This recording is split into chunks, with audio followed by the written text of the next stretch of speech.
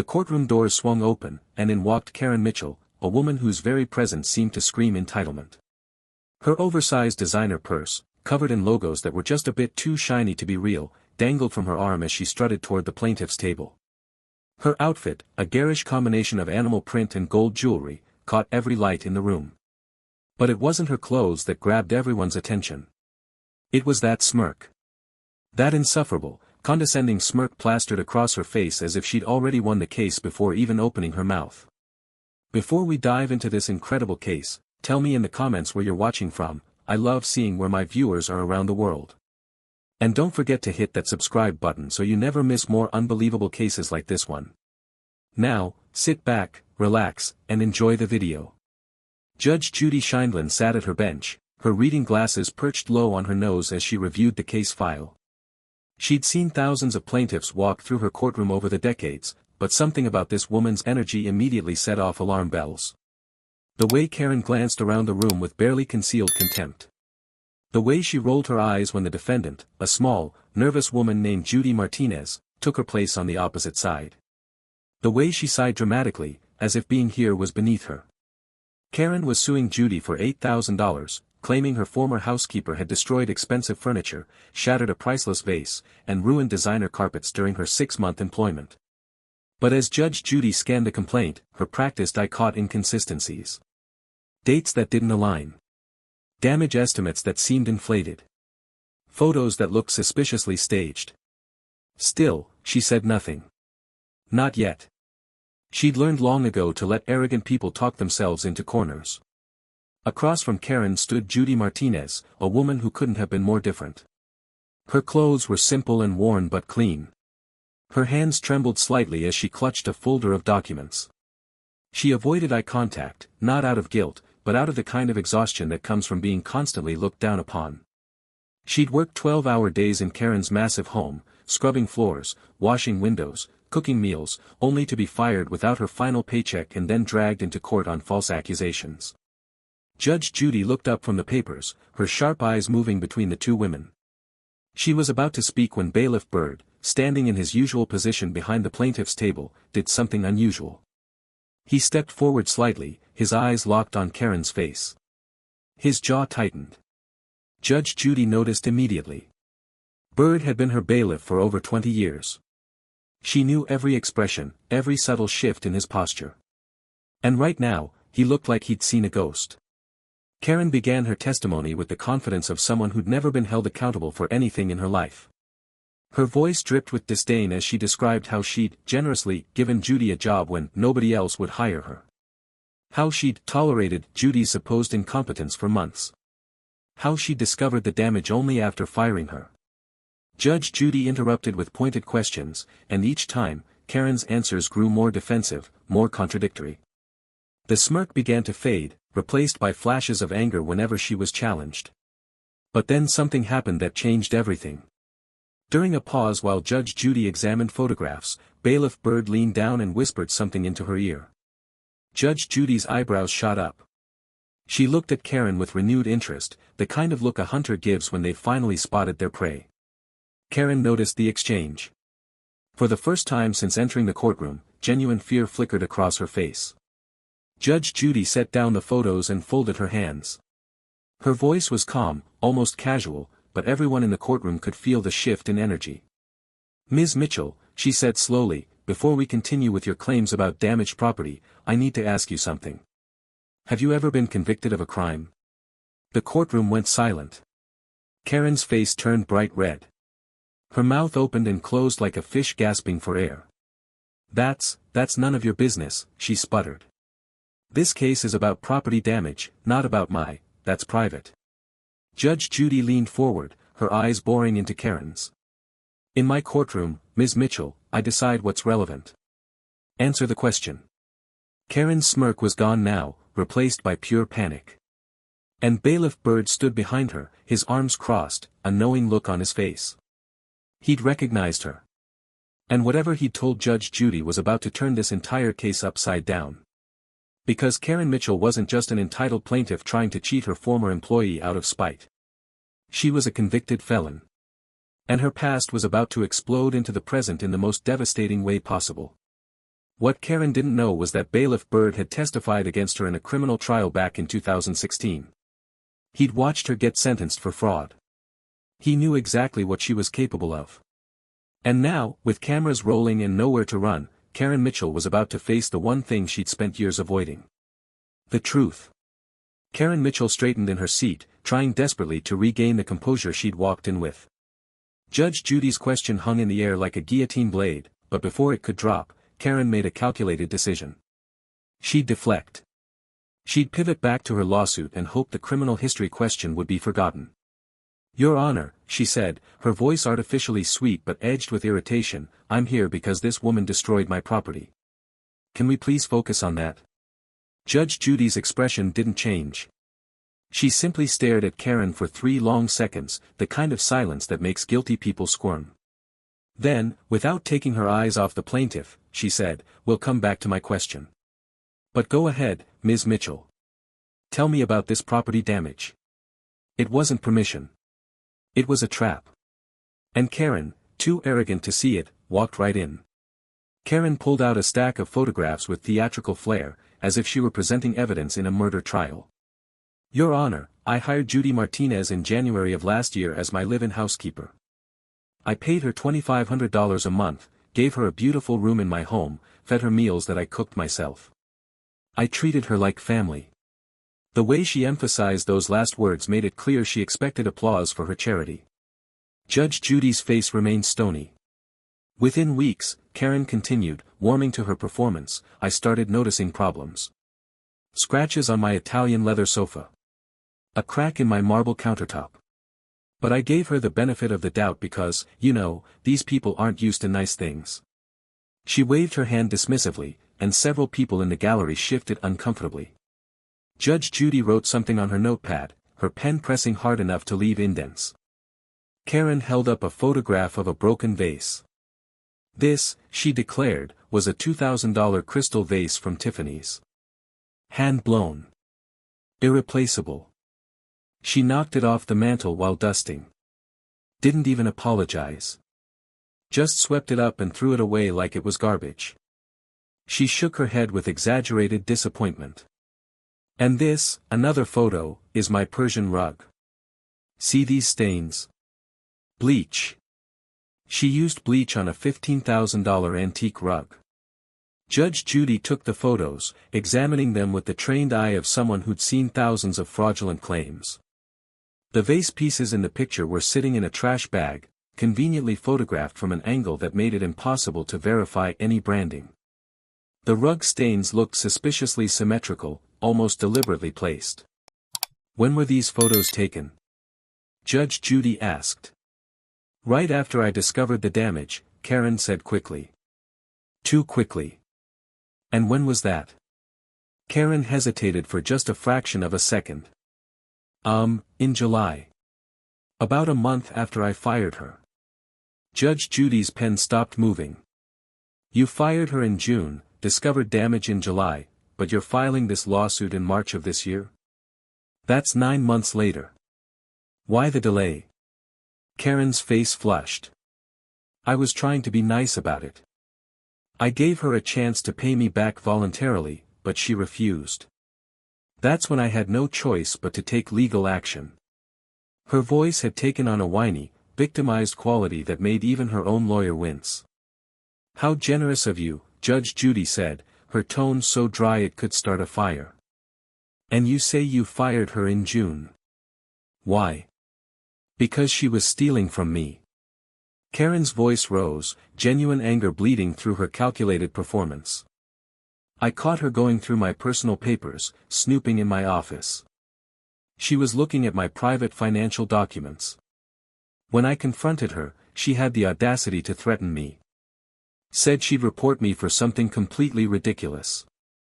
That's when I knew I had to let her go." Judge Judy set down her pen and turned her attention to the defendant. "Ms. Martinez, you've been very quiet. Would you like to respond to these accusations?" Judy Martinez looked up, her dark eyes reflecting a mixture of fear and determination.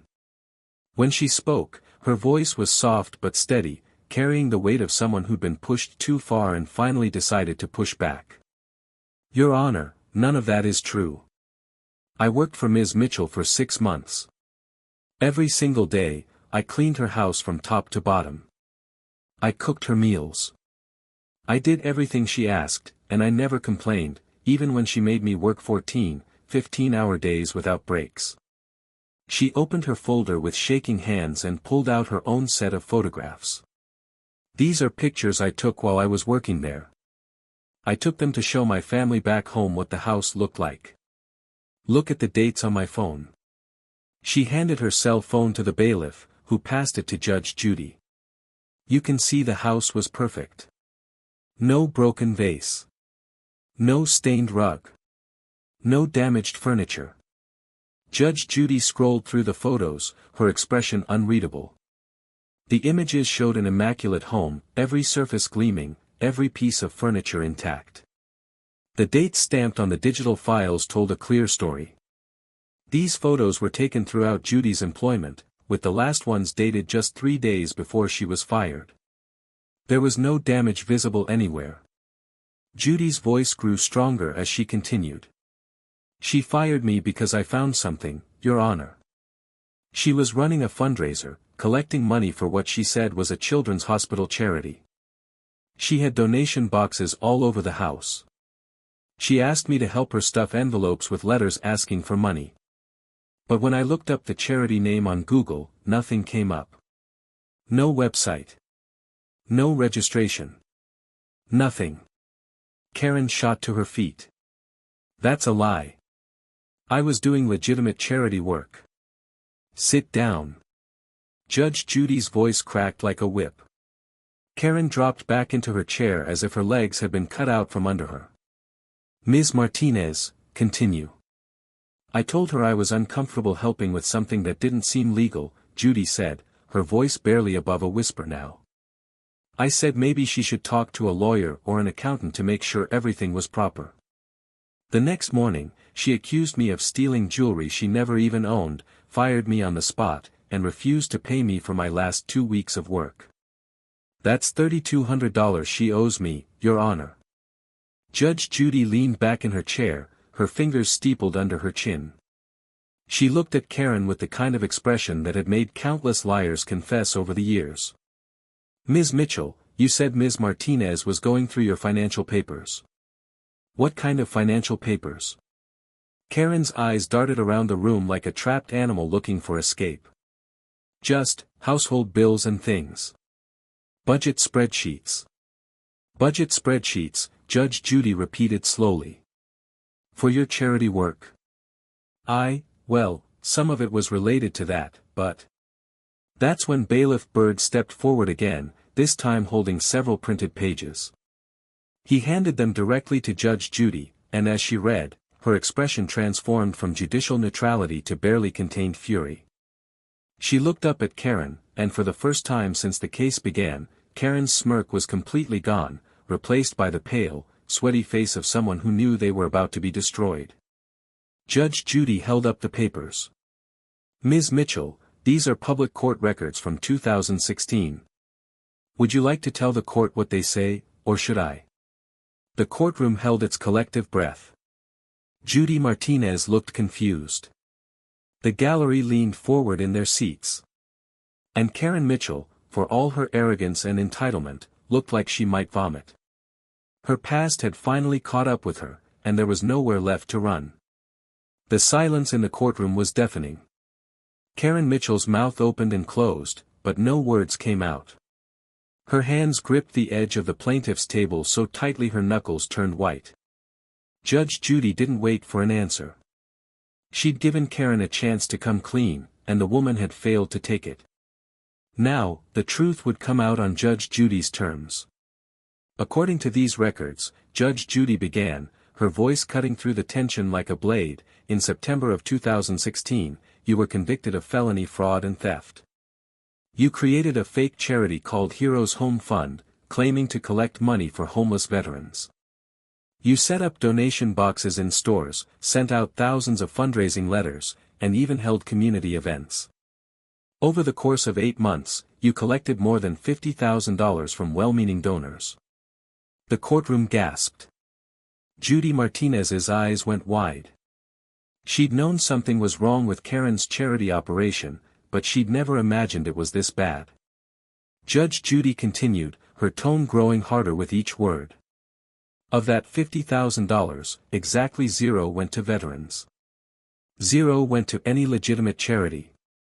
It all went into your personal bank account. You used it to pay for vacations, designer clothes, jewelry, and home renovations. Karen tried to interrupt, her voice desperate and shrill. That case was dismissed. The charges were dropped.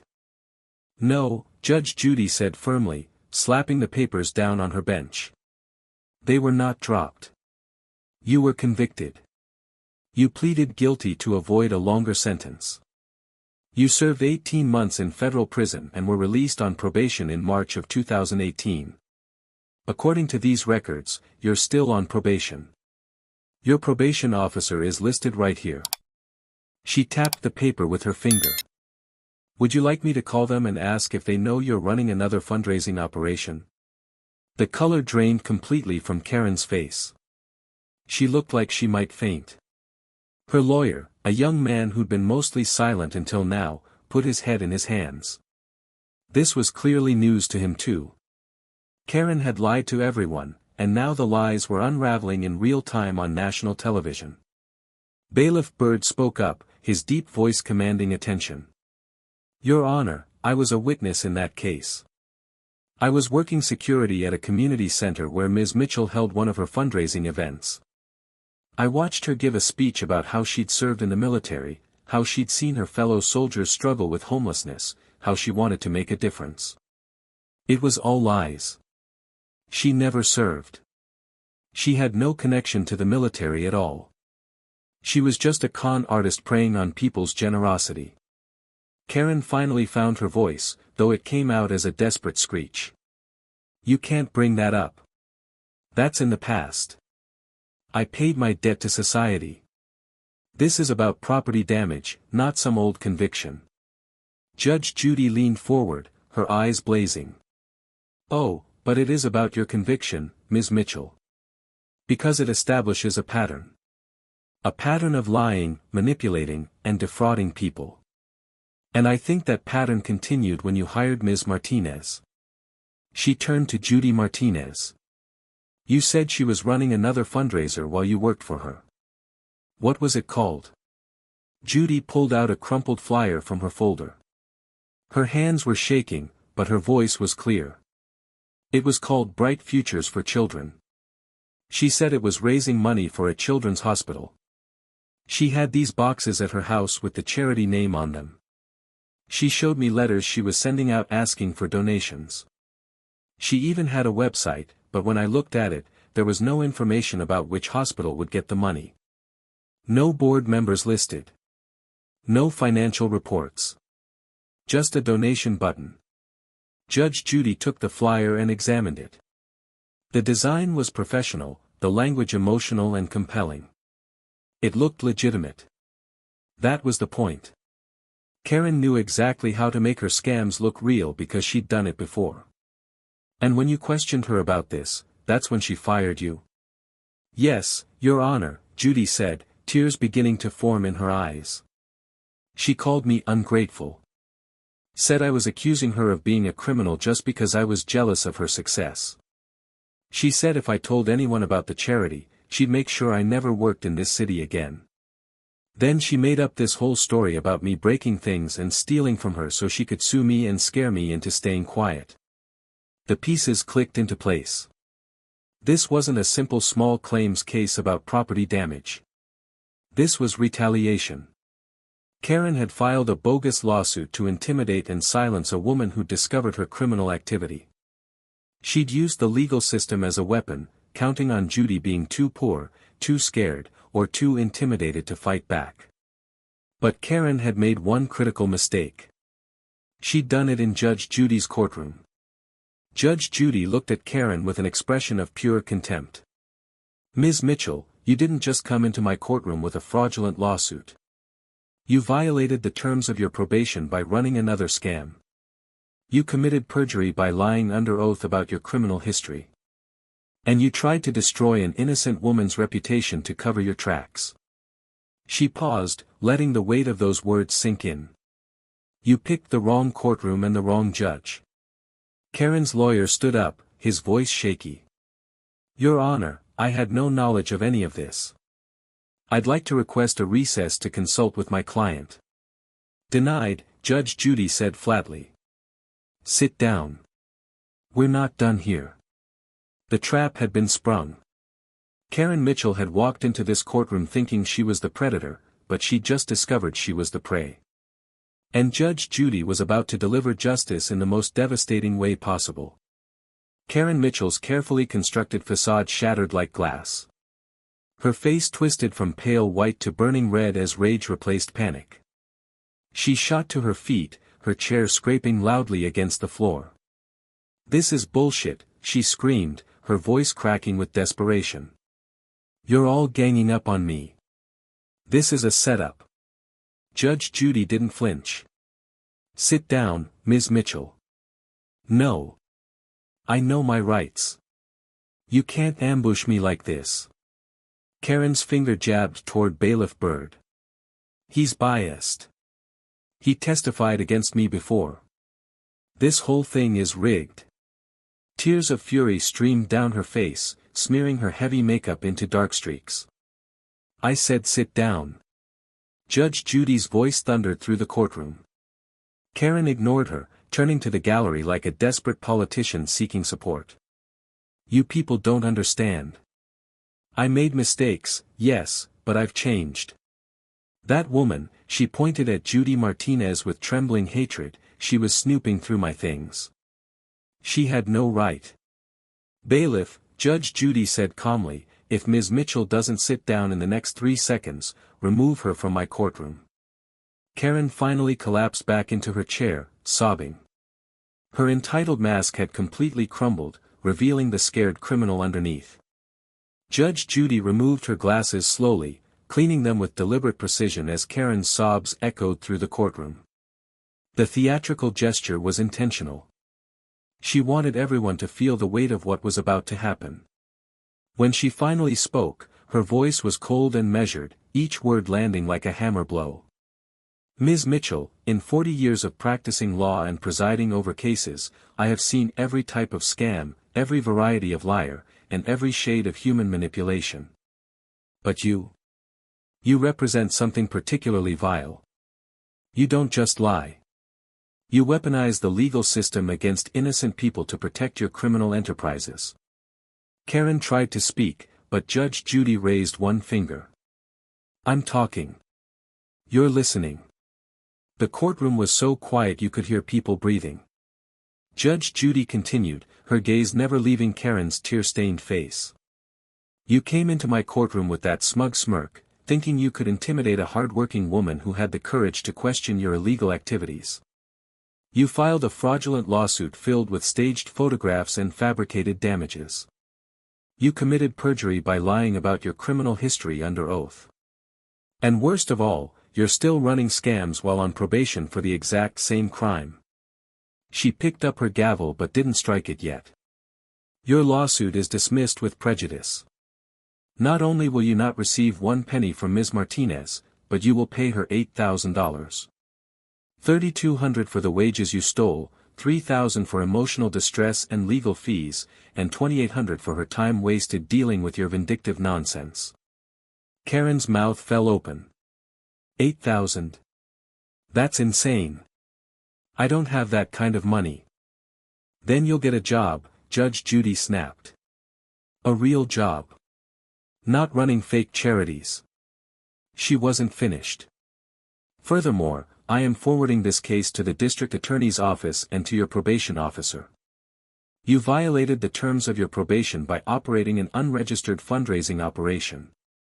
You committed multiple counts of perjury in my courtroom. And you engaged in witness intimidation by filing this retaliatory lawsuit. Karen's lawyer stood weakly. Your Honor, please, if we could just. Counselor, I suggest you distance yourself from this client immediately, Judge Judy said. Because when the DA reviews this case, they may want to know what you knew and when you knew it. The lawyer sat down and started packing his briefcase. Message received. Judge Judy turned to Judy Martinez, and her expression softened for the first time. Ms. Martinez, you showed tremendous courage coming here today. You could have walked away, taken your losses, and moved on with your life. Instead, you stood up for yourself against someone who thought they could bully you into silence. That takes strength. She signed the judgment and handed it down. You'll get every penny she owes you. I'll personally make sure of it. Judy Martinez began to cry, but these were tears of relief and vindication. For the first time in months, she could breathe. Judge Judy looked back at Karen one final time. Bailiff, escort Ms. Mitchell out. And contact her probation officer immediately. Karen tried to protest, but Bird's firm hand on her shoulder ended the discussion.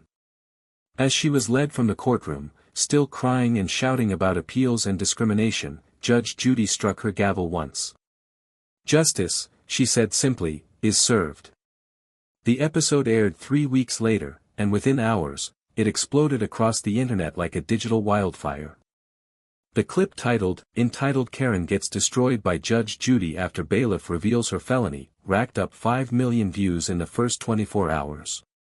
By the end of the week, it had surpassed 50 million. Karen Mitchell's smug entrance, her spectacular meltdown, and Judge Judy's devastating takedown became the most watched courtroom moment of the year. Social media went absolutely nuclear. Twitter users created the hashtag #JusticeForJudy, which trended worldwide for 3 days. Memes flooded every platform. Someone edited Karen's courtroom breakdown to dramatic opera music. Another creator made a compilation of every time her facial expression changed from smug to terrified, set to the Curb Your Enthusiasm theme. TikTok lawyers analyzed every legal aspect of the case, praising Judge Judy's handling and explaining how Karen had violated multiple laws in a single court appearance. The consensus was universal: Karen had received exactly what she deserved. But the aftermath wasn't just about viral fame. Real consequences followed. Karen's probation officer, alerted by Bailiff Bird immediately after the taping, launched a full investigation into the Bright Futures for Children charity. What they found was damning. Karen had collected over $37,000 in less than 4 months using the same playbook from her 2016 conviction. Donation boxes in local businesses. Emotional fundraising letters sent to elderly residents. A professional-looking website with stock photos of sick children. Not a single dollar had gone to any hospital or legitimate charity. It had all been funneled into Karen's personal accounts to fund her lifestyle. The district attorney's office moved quickly. Within 2 weeks of the episode airing, Karen was arrested and charged with violating her probation, fraud, theft by deception, and perjury. Because this was her second major fraud conviction, the judge showed no mercy. Karen was sentenced to 5 years in federal prison with no possibility of early release. Her tearful apology in court, where she blamed stress and medical bills and a dozen other excuses, fell on deaf ears. The judge cited Judge Judy's ruling in his decision, noting that Karen had learned nothing from her first conviction and had actively tried to destroy an innocent woman's life to cover her crimes. Meanwhile, Judy Martinez's life took a dramatically different turn. The $8,000 judgment was paid in full within 30 days, garnished directly from Karen's bank accounts before she went to prison. But that money was just the beginning. The publicity from the case brought Judy dozens of job offers from families who'd seen her integrity on display. People wanted to hire someone with her honesty and courage. Instead of taking another housekeeping position, Judy made a bold decision. She used the judgment money as seed capital to start her own business, Martinez Professional Cleaning Services. She hired 3 other immigrant women she'd met through her church, women who'd faced similar exploitation and discrimination. Within 6 months, her client list had grown to over 40 households and small businesses. She paid her employees fair wages, provided health insurance, and created the kind of respectful work environment she'd never experienced working for people like Karen. A year after the episode aired, a local news station did a follow-up story on Judy. She'd expanded to 15 employees and had opened a second office across town. She'd purchased a small house for her family. Her children were thriving in school. When the reporter asked her about that day in Judge Judy's courtroom, Judy's eyes filled with tears. "I almost didn't go," she admitted. "I was so scared. I thought nobody would believe me against someone like her. But Judge Judy believed me. She saw the truth. That changed everything." The reporter also tracked down Karen for her perspective.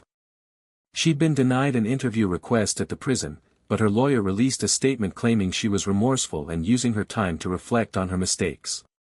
Prison records told a different story.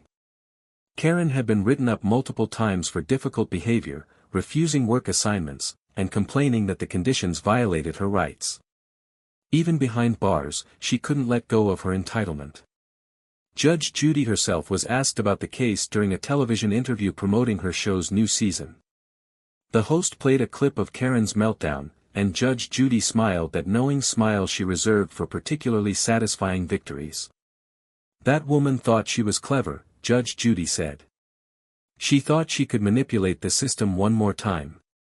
But the truth has a way of coming out, especially when you're arrogant enough to commit crimes on camera in front of someone who's spent decades spotting liars." The interviewer asked if she felt any sympathy for Karen now that she was in prison. Judge Judy's response was immediate and unflinching. "None whatsoever. She had a chance to change after her first conviction. Instead, she doubled down and tried to destroy a good woman's life. She earned every day of that sentence." The case became legendary in legal circles, taught in law schools as an example of what happens when criminals underestimate the justice system. But for those who'd watched it unfold, it was something simpler and more satisfying, proof that sometimes, the good guys really do win. The story of Karen Mitchell and Judy Martinez isn't just another viral courtroom moment. It's a masterclass in how arrogance, entitlement, and criminality eventually collapse under the weight of truth. What started as a simple small claims case turned into one of the most powerful reminders that justice, when properly served, can change lives. Let's break down the lessons that everyone can learn from this incredible case. First, your past always catches up with you, especially when you refuse to learn from it. Karen served 18 months in prison for fraud, walked out on probation, and immediately started running the exact same scam. She genuinely believed she was smarter than everyone else, that she'd perfected her con, that nobody would connect the dots. But she forgot one crucial detail: the world is smaller than criminals think. Bailiff Byrd recognized her face because he'd testified against her years earlier. In the age of public records, background checks, and internet searches, hiding your criminal history is nearly impossible. If you're going to change your life, you have to actually change, not just find new victims. Second, exploiting vulnerable people always backfires eventually. Karen specifically targeted Judy Martinez because she thought an immigrant housekeeper would be too scared to fight back. She counted on Judy being isolated, financially struggling, and intimidated by the legal system. What Karen didn't count on was Judy's courage. The same courage that brought Judy to a new country to build a better life gave her the strength to stand up in that courtroom and tell the truth. Bullies always underestimate the people they victimize. They assume fear equals weakness. But sometimes, fear transforms into the most powerful force of all, the determination to be heard. Third, weaponizing the legal system is one of the ugliest things a person can do. Karen didn't just commit fraud. She filed a bogus lawsuit designed to silence someone who discovered her crimes. She tried to use the courts as a tool of intimidation, counting on Judy being too poor to afford a proper defense. This is why Judge Judy's verdict was so harsh. Filing false claims doesn't just waste the court's time. It perverts justice itself, turning a system designed to protect people into a weapon against them. Judges don't forget that, and neither do juries. Fourth, and perhaps most importantly, standing up for yourself matters even when you're terrified. Judy Martinez walked into that courtroom shaking with fear. She had every reason to back down, accept the loss, and disappear. Instead, she brought her evidence, told her truth, and trusted that someone would listen. That choice changed her entire life. She went from being exploited and powerless to running her own successful business. Her courage didn't just save her. It inspired others. The women she now employs found hope in her story. The families who hire her company support her because they saw her integrity on display. And finally, there's the Judge Judy factor. For decades, she's been more than just a television judge. She's been a force of accountability in a world that often lets entitled people get away with terrible behavior. She doesn't care about your excuses, your tears, or your attempts at manipulation. She cares about facts, evidence, and truth. When she spotted the inconsistencies in Karen's case, she didn't let it slide.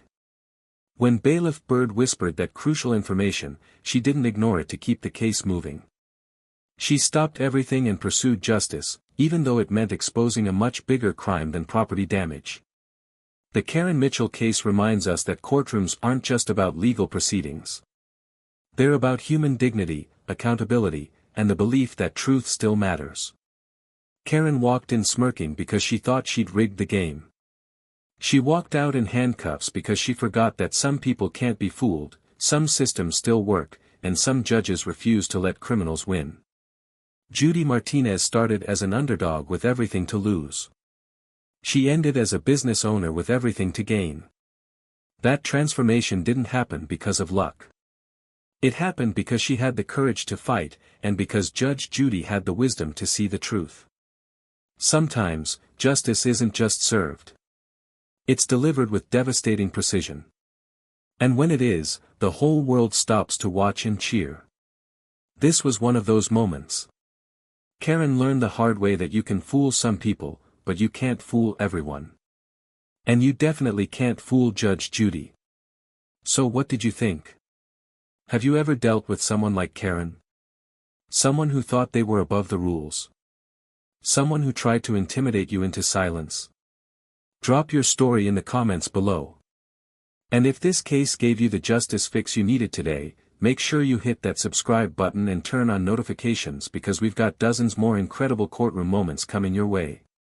Check out the next video where another entitled Karen gets absolutely destroyed in court. Trust me, you don't want to miss it. Thanks for watching, and remember, karma doesn't forget. It just waits for the perfect moment to strike. To her left sat the court reporter, Angela, a woman in her 50s whose fingers flew across her stenography machine with the rhythm of someone who'd been doing this for 3 decades. She'd learned to tune out most of what happened in court, treating the words as just sounds to be transcribed, but every so often something would catch her attention and remind her that these weren't just cases, they were people's lives playing out in real time. To the judge's right stood Bailiff Thompson, a former police officer whose presence was meant to intimidate just enough to keep order. He stood with his hands clasped in front of him, his eyes scanning the courtroom with the practiced awareness of someone trained to spot trouble before it started. The microphone system in courtroom 4B was old, installed sometime in the early 2000s when the county had received a grant to modernize the courts. There was a microphone on the judge's bench, one at the witness stand, one at the prosecution's table, and one at the defendant's table. They were supposed to pick up testimony for the court reporter and for the recording system that documented every hearing. What most people didn't realize was that all the microphones were on all the time, feeding into the overhead speakers so that everyone in the courtroom could hear clearly. It was designed for accessibility, to help those in the back of the gallery follow the proceedings, but it also meant that anything said near a microphone, even a whisper, could be broadcast to the entire room. Signs were posted, small placards that read, "Microphones active, all conversation may be recorded," but most people never noticed them, and even fewer understood what they really meant. Karen's case was number 17 on the docket that afternoon, which meant she'd been sitting in the uncomfortable wooden chair for nearly 90 minutes, watching other people's problems play out before hers. She'd seen a college kid get his marijuana possession charge reduced to a fine, a middle-aged man argue unsuccessfully about a parking ticket, and a woman cry while explaining why she'd been caught shoplifting diapers. Each case blurred into the next, a parade of people who, like her, had found themselves on the wrong side of a system that felt impersonal and uncaring. Her frustration had been building with each passing case, watching Judge Martinez dispense what looked like arbitrary decisions, sometimes lenient, sometimes harsh, with no pattern that Karen could discern. When the judge had made a joke at the expense of one defendant, the gallery had laughed, but Karen had felt her jaw clench. When she'd lectured another about personal responsibility, Karen had felt her hands ball into fists. By the time the clerk called, case number 2024, TRF 8847, State vs. Karen Mitchell, she was already angry, already convinced that whatever happened next wouldn't be fair. She stood, her legs unsteady from sitting too long, and approached the defendant's table where Marcus was already waiting. Judge Martinez looked down at the file in front of her, then looked up at Karen over her reading glasses. "Ms. Mitchell," she began, her voice carrying that tone of practiced patience that teachers use with difficult students, "you're here today regarding a speeding violation from January 14th, where you were clocked doing 62 in a 45 zone. You failed to pay the citation, failed to appear at your first court date, and now you're requesting a reduction or dismissal. Is that correct?" Karen nodded, and Marcus quickly whispered, "Say yes, Your Honor." She cleared her throat and said, "Yes, Your Honor," but the words felt bitter in her mouth. The judge continued, flipping through the paperwork. "I see you have a history of traffic violations. 3 speeding tickets in the last 5 years, 1 failure to yield, and 2 parking citations. Ms. Mitchell, the pattern here suggests a disregard for traffic laws." That phrase, disregard for traffic laws, hit Karen like a slap. She wanted to scream that she wasn't some reckless driver, that she was just trying to survive, that every one of those tickets had a reason behind it, that the system was designed to punish people who were already struggling. But Marcus had told her to stay quiet, so she bit her tongue and felt the heat rising in her chest. Judge Martinez asked her attorney to present his argument, and Marcus did his best, explaining Karen's financial hardship, her responsibilities as a single mother, her otherwise clean record aside from traffic issues. The judge listened, but her expression remained neutral, unreadable. When Marcus finished, Judge Martinez turned to the prosecutor, a young woman from the district attorney's office who argued that financial hardship wasn't an excuse for breaking the law and that reducing the fine would set a bad precedent. The prosecutor's voice was professional, detached, treating Karen's life like it was just another item on a checklist. Judge Martinez removed her glasses and rubbed the bridge of her nose, a gesture Karen would later realize meant the judge was actually thinking carefully, but in that moment, it looked like dismissiveness, like she was already tired of dealing with this. "Ms. Mitchell," the judge said, "I understand that you're struggling financially. Many people who come through this courtroom are. But the law exists for a reason. Speed limits aren't suggestions. They're there to keep people safe. When you choose to exceed them, you're not just putting yourself at risk, you're putting others at risk too." Karen felt her attorney's hand touch her arm gently, a reminder to stay calm, but every word the judge spoke felt like another nail in a coffin that was already built for her. The judge continued, "I'm inclined to maintain the fine but offer you a payment plan. $50 a month until the full amount is paid, plus court costs. Does that seem manageable? $50 a month." Karen did the math instantly in her head. The original fine was $350. Court costs would add another $150. $500 total. At $50 a month, that was 10 months of payments, 10 months of scraping together money she didn't have, 10 months of choosing between this or groceries, this or her electric bill, this or her daughter's field trip. Her throat tightened, and she felt tears threatening, but she refused to cry, refused to give this judge the satisfaction of seeing her break. Marcus whispered, "It's a good deal. Say yes." But it didn't feel like a good deal. It felt like drowning in slow motion. She forced herself to nod and said quietly, "Yes, Your Honor." The judge made a note in the file and was about to move on to the next case when Karen felt something inside her snap, just a little, just enough. She leaned toward Marcus, her face turned slightly away from the microphone she didn't even remember was there, and in what she thought was a private whisper, she said, "This crazy judge doesn't understand anything." She's probably never missed a meal in her life.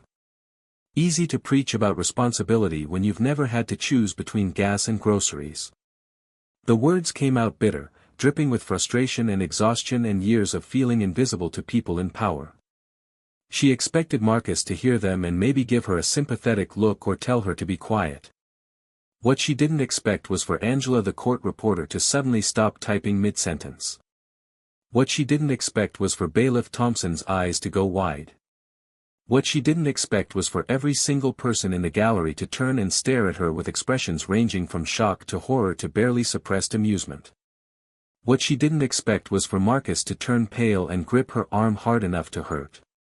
Because what Karen Mitchell didn't know in that moment was that her whisper hadn't been private at all. The microphone at the defendant's table had picked up every single word, and the speakers mounted in the corners of courtroom 4B had broadcast her comment to everyone present, crystal clear, impossible to miss. The entire room had just heard her call Judge Judith Martinez crazy. They'd heard her insult the judge's understanding, her life experience, her authority. And now, as the reality of what had just happened began to sink in, as Karen's eyes went from confused to terrified, as she realized from everyone's faces that something had gone terribly wrong, the courtroom fell into a silence so complete that you could hear the air conditioning rattle in the vents. Judge Martinez had frozen mid-reach for the next file. Her hand hovered in the air, her expression unreadable behind those reading glasses. Slowly, deliberately, she set her pen down on the bench. She removed her glasses and looked directly at Karen Mitchell, and in that look was something that made Karen's blood run cold. This wasn't anger, not yet. This was the moment before a storm, the quiet before thunder, the pause before everything changes. And Karen knew, with absolute certainty, that she had just made the biggest mistake of her life. Karen Mitchell's life had been a series of near misses and close calls for as long as she could remember, but nothing had prepared her for the sensation of 30 pairs of eyes burning into her back while a judge who held her fate in her hands stared her down from the bench. The silence in courtroom 4B stretched on, seconds feeling like hours, and Karen's mind raced through 1,000 scenarios, each one worse than the last. Contempt of court. Jail time. Losing her kids. Her job. Everything unraveling because of one stupid whispered comment that wasn't even supposed to be heard. She'd grown up in South Memphis, the daughter of a factory worker and a nurse's aide, in a neighborhood where people learned early that the system wasn't built for them, that judges and cops and anyone with power couldn't be trusted to see you as human first. Her mother had warned her 1,000 times, "Baby, when you're in that courtroom, you smile, you say yes sir, no sir, and you keep your mouth shut. They're looking for any reason to come down on people like us." And now, at 42 years old, with 3 kids depending on her, Karen had just done the one thing her mother had warned her never to do. Judge Judith Martinez, on the other hand, had a very different story. She'd grown up in a working-class Puerto Rican family in the Bronx, the youngest of 5 children, sleeping 3 to a room in a cramped apartment where her father worked double shifts as a building superintendent and her mother cleaned houses to make ends meet. She'd seen her older brother arrested at 15 for a crime he didn't commit, watched him spend 6 months in juvenile detention because they couldn't afford a decent lawyer, and that experience had planted a seed in her mind that eventually grew into a law degree from CUNY and a relentless drive to make the system work better, even if it was just one case at a time. But somewhere between that idealistic young law student and the woman in the black robe today, something had hardened. 23 years of listening to excuses, of watching people make the same mistakes over and over, of seeing real victims hurt by people's carelessness, had built walls around her empathy. She'd started wearing her strictness like armor, using her sharp tongue to cut through what she saw as manipulation, believing that tough love was the only kind of love that actually helped people change. What defendants saw as cruelty, she saw as accountability. What they experienced as condescension, she believed was education. And now, sitting on that bench, hearing herself called crazy by a woman who just admitted to a pattern of breaking traffic laws, she felt something old and familiar rising in her chest, the instinct to come down hard, to make an example, to show that disrespect had consequences. Marcus Chen, meanwhile, was mentally calculating how to salvage this disaster, running through every piece of courtroom procedure he'd learned in law school and finding nothing that covered client insults judge over hot mic. Angela's fingers had stopped moving across her stenography machine, frozen mid-word, because in 30 years of court reporting she'd transcribed thousands of arguments, confessions, and emotional outbursts, but she'd never recorded a defendant accidentally broadcasting their own contempt through the court's sound system. Her eyes flicked from Karen to the judge and back again, and she found herself holding her breath, waiting to see if Judge Martinez would explode or if this moment would somehow pass into the realm of things everyone pretended didn't happen. But the look on the judge's face said this wasn't going to be one of those moments. Bailiff Thompson had instinctively shifted his weight forward, his hand moving slightly closer to his belt, not because he expected violence but because 20 years of law enforcement had trained him to prepare for anything when a situation went sideways this fast. In the gallery, a teenage boy pulled out his phone and started recording, an instinct born from a generation that documented everything, and though cameras weren't technically allowed in traffic court, no one moved to stop him because everyone seemed paralyzed by the sheer awkwardness of what was unfolding.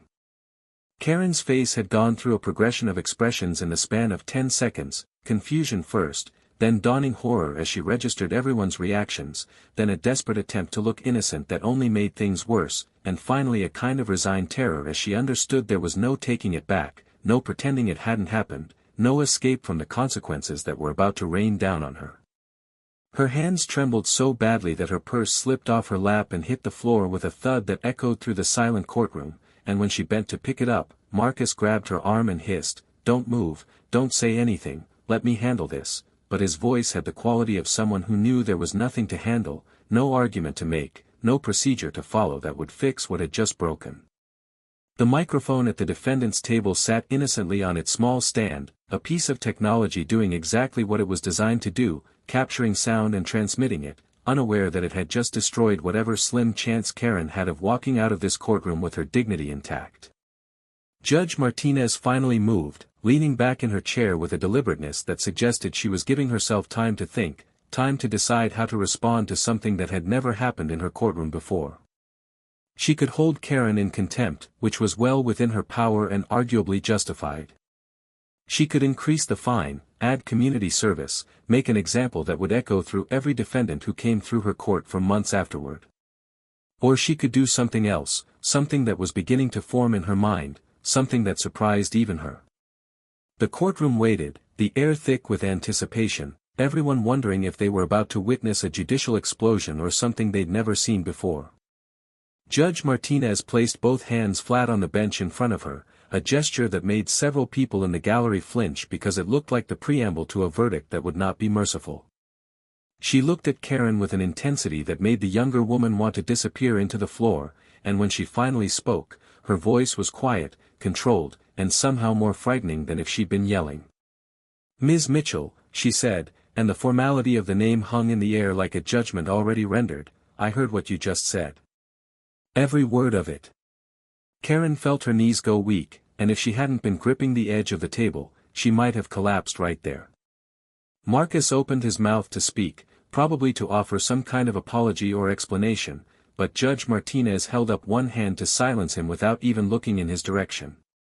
"I want you to stand up straight and look at me when I'm talking to you," the judge continued, and Karen forced herself to straighten her spine, forced herself to meet those eyes that seemed to see straight through every defense she'd ever built. The judge removed her reading glasses completely now, setting them down with a precision that suggested she was removing a barrier between herself and the defendant, and what came next was so unexpected that it would be talked about in the courthouse for years. "You called me crazy," Judge Martinez said, her voice still eerily calm. "You said I don't understand anything. You suggested that I've never had to make hard choices, never struggled, never had to choose between necessities." She paused, and in that pause, something shifted in her expression, something that looked almost like recognition. "Tell me, Ms. Mitchell, and I want the truth, not what you think I want to hear. Why do you think I'm crazy? What about this proceeding makes you feel that I don't understand your situation?" The question landed like a bomb in the silent courtroom because judges didn't ask defendants to explain their insults. Judges didn't invite criticism. Judges didn't open themselves up to being challenged by people who just disrespected them. Karen's mouth opened and closed, words failing her completely, because this wasn't how it was supposed to go, and she had no script for what to say when a judge you just insulted asked you to elaborate on the insult as if your opinion actually mattered. Karen stood there, trembling, her mind completely blank because every instinct told her this was a trap, that anything she said would only make things worse, but the judge's eyes stayed fixed on her with an expression that seemed genuinely curious, almost patient, waiting for an answer that Karen didn't know how to give.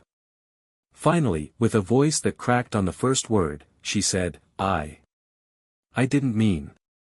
I shouldn't have. But Judge Martinez cut her off with a gentle shake of her head. I didn't ask for an apology, Ms. Mitchell.